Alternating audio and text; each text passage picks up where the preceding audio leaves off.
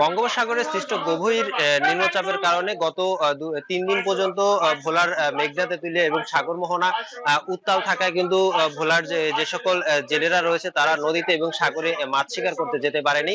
এতে করে নদী সহ সাগরের সামুদ্রিক যে মাছের সরবরাহ ভোলার প্রতিটি মাছঘাট এবং বাজারে অনেকাংশই কম ছিল এবং দামও কিন্তু তুলনামূলকভাবে বেশিতে বিক্রি হয়েছে।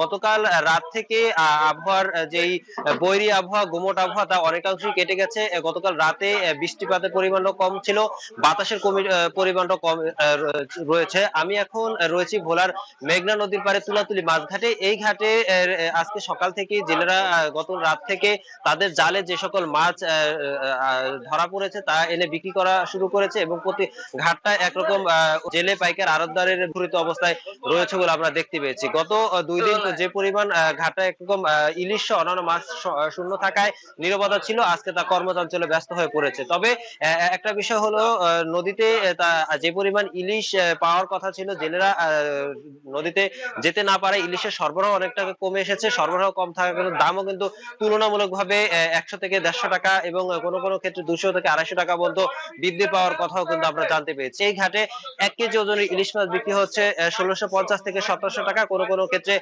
1800 টাকা পর্যন্ত বিক্রি হওয়ার কথাও কিন্তু আমরা দেখতে পেয়েছি। এছাড়াও 700 থেকে 800 গ্রামের যে ইলিশ মাছটা রয়েছে তা বিক্রি হচ্ছে প্রায় 1400 থেকে 1500 টাকা কেজি দরে। এরকম করে পালাক্রমে প্রতিটি মাছের দামে কিন্তু 200 থেকে 250 টাকা পর্যন্ত বৃদ্ধি পেয়েছে। এছাড়াও নদীর মাছের সরবরাহ কম থাকার কারণে কিন্তু চাষের মাছের দামও কিন্তু তুলনামূলকভাবে 20 থেকে 30 টাকা পর্যন্ত কেজিতে বৃদ্ধি পাওয়ার কথাও কিন্তু আমরা দেখতে পেয়েছি। তো ভোলার যেই বৈরী আবহাওয়া, গুমোট আবহাওয়া অনেকাংশে কেটে গেছে। জেলেরা নদীতে যাচ্ছেন, মাছ শিকার করছেন এবং তা ঘাটে এসে বিক্রি করছেন। তবে দিন যত যাবে ততই জেলেরা নদীতে যেতে পারবেন এবং মাছের পরিমাণ বৃদ্ধি পাবে। মাছের পরিমাণ বৃদ্ধি পেলে দামও অনেকাংশে কমে আসবে বলেও কিন্তু জেলেরা জানিয়েছেন। তো এই ছিল আমার কাছে ভোলার তুলাতুলি মাছঘাট থেকে ইলিশের দর দামের সর্বশেষ তথ্য।